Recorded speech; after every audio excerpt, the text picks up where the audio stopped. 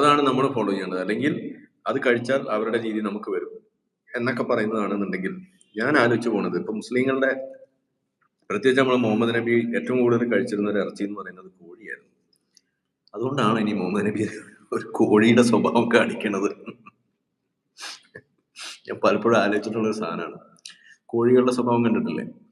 മുന്നിൽ കൂടെ പോകുന്ന ഏത് പടക്കോഴിയാണെന്നുണ്ടെങ്കിലും അത് പിന്നെ 6 വയസ്സുള്ള പടക്കോഴിയാണെങ്കിലും വെറുതെ വിടാൻ മാട്ടെ. അപ്പൊ ഏതായാലും അത് പറഞ്ഞപ്പോ ഞാൻ അതെടുത്തു.